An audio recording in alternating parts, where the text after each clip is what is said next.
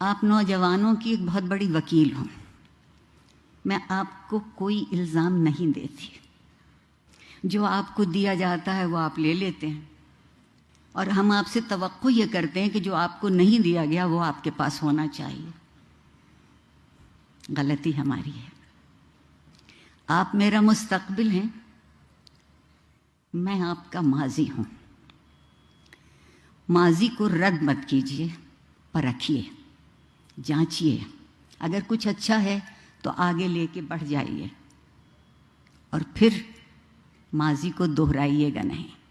ہم آج تک پچھلے 75-76 برس میں ماضی کو دہرانے کی فکر میں ہیں.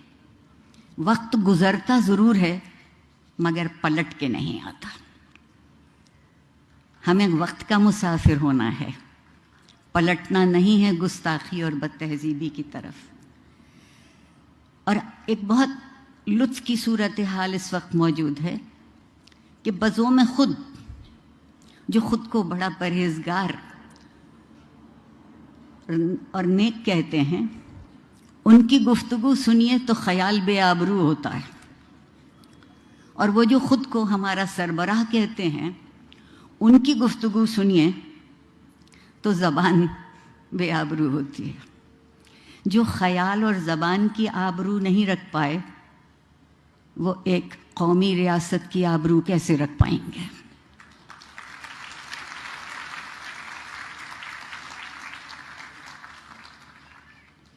وقت اور زمانے کا فاصلہ نہیں ہوتا.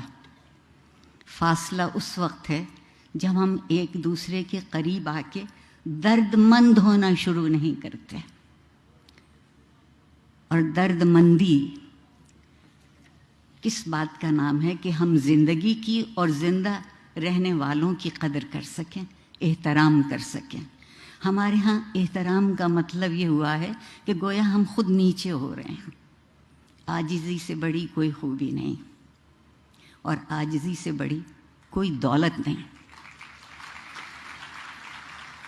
میں آپ سے، لمس کے طالب علموں سے، اور جو تجربہ میرا یہاں رہا ہے، اس بات کی توقع بہت یقینی طور پر کر سکتی ہوں کہ یہ جو درد مندی کی متاع ہے، آپ اس کو تہذیب سے باوضو رکھیں گے. بہت ضروری ہے. ہم یہ سمجھتے ہیں عام طور پر کہ صرف جسموں کی عصمت ہوتی ہے. نیت، فکر اور عمل کی عصمت اس سے کہیں زیادہ قوی تر اور اہم تر ہے. اس لیے کہ جب زندگی بسر کرتے ہیں تو زندگی کی عصمت کا نام اخلاق ہے. اور میرا جی نہیں چاہتا کہ آپ میں سے کوئی بھی بے عصمت، بے اخلاق زندگی گزارے.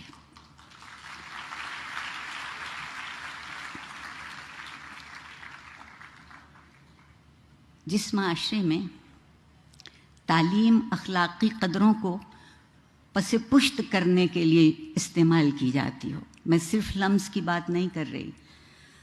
دراصل جو سرکاری ادارے ہیں ان کا مرثیہ پڑھنے کو جی چاہتا ہے، اور اگر اس سے بھی زیادہ کہہ سکوں تو ماتم کرنے کو جی چاہتا ہے کہ ایک خبط الحواس قسم کی نسل ہمارے سامنے لا کے کھڑی کر رہے ہیں، جس سے پیسے تو بے حد وصول کرتے ہیں.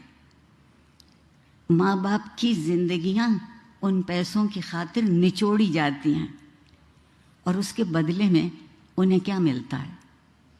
تعلیم کا کام یہ ہے، درسگاہ کی خوبی یہ ہے کہ وہ کھلی آنکھوں سے خواب دیکھنا سکھائے. جو کھلی آنکھوں سے خواب نہیں دیکھتے، میرے خیال میں ان کو تعبیر بھی کبھی نہیں ملے گی.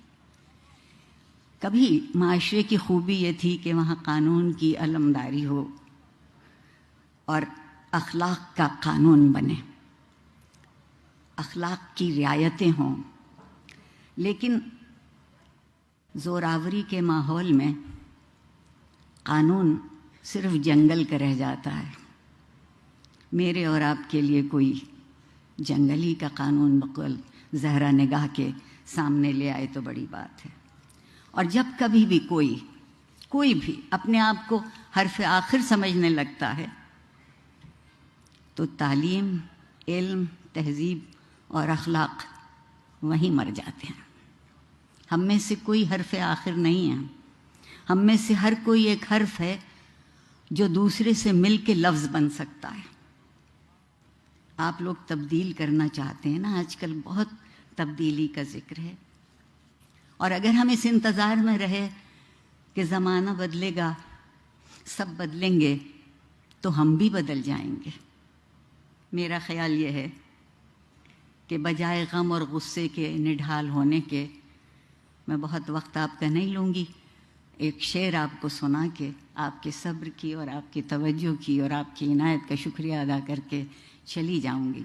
اقبال عظیم آبادی صاحب کا شعر ہے کہ بدلنا ہے اگر تو رندوں سے کہو اپنا چلن بدلیں، فقط ساقی بدل جانے سے میں خانہ نہ بدلے گا۔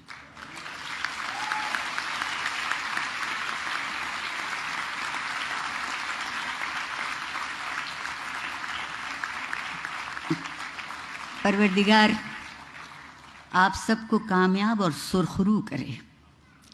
پروردگار آپ کو وہ دولت دے جو اس ملک اور اس معاشرے میں بہت تھی اور ہم نے لٹا دی، آپ اسے واپس لے آئیے۔